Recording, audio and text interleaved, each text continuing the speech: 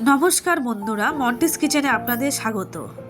আজকে একটি আবারও রান্না নিয়ে চলে এসেছি, এঁচোড় চিংড়ি রেসিপি। চলুন তাহলে দেখা যাক কী কী নিয়েছি। আমি নিয়েছি এঁচোড় চিংড়ি মাছ, ছোট ছোট করে কেটে নিয়েছি। এবার একটা সসপ্যানে জল দিয়ে তার মধ্যে নুন, হলুদ গুঁড়ো, এবার কেটে রাখা এঁচোড়গুলো দিয়ে দেবো।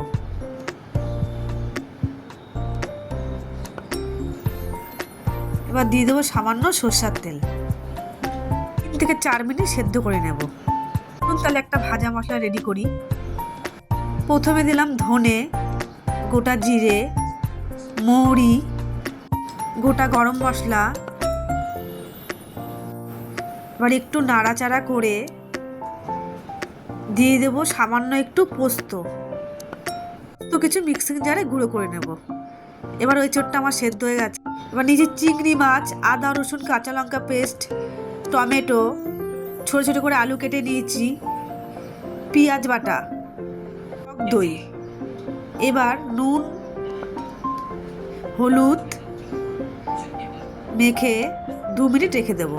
গুঁড়ো মশলার পেস্ট তৈরি করব। দিয়ে দেবো জিরের গুঁড়ো, ধনের গুঁড়ো, হলুদ গুঁড়ো, লঙ্কার গুঁড়ো, দিয়ে দেবো সামান্য একটু জল, গুলে রেখে দেব। এবার কড়াইতে সর্ষের তেল দিয়ে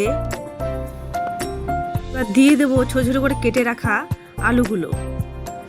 এবার দিয়ে দেবো স্বাদ মতো নুন হলুদ দিয়ে একটু নাড়াচাড়া করে লাল লাল করে ভেজে নেব। আমার হয়ে গেছে, আবার উঠিয়ে নেব।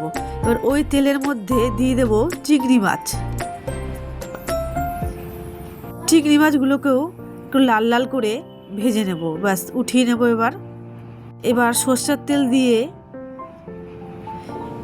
দিয়ে দেব জিরে সম্বার,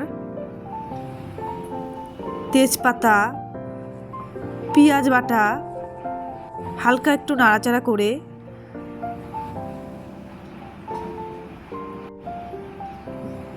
দিয়ে দেবো আদা রসুন কাঁচা লঙ্কা বাটা। আবার একটু নেড়ে চেড়ে এবার দিয়ে দেবো গুঁড়ো মশলার পেস্ট দিয়ে আবার একটু ভালো করে নাড়াচাড়া করব।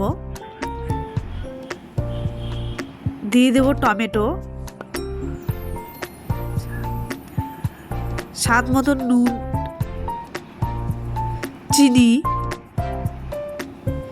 দিয়ে একটু লাল লাল করে ভেজে নেব। এবার দিয়ে দেব ফাটিয়ে রাখা টক দই। আবার একটু নেড়ে নেব।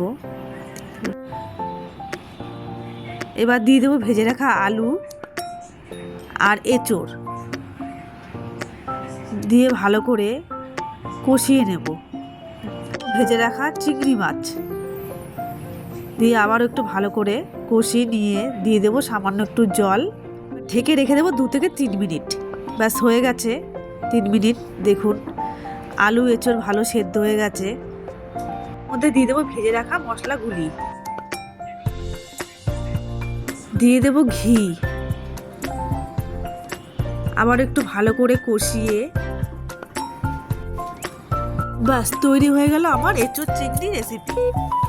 এই রেসিপিটি যদি আপনাদের ভালো লেগে থাকে অবশ্যই লাইক কমেন্ট শেয়ার চ্যানেলটিকে সাবস্ক্রাইব করে দেবেন।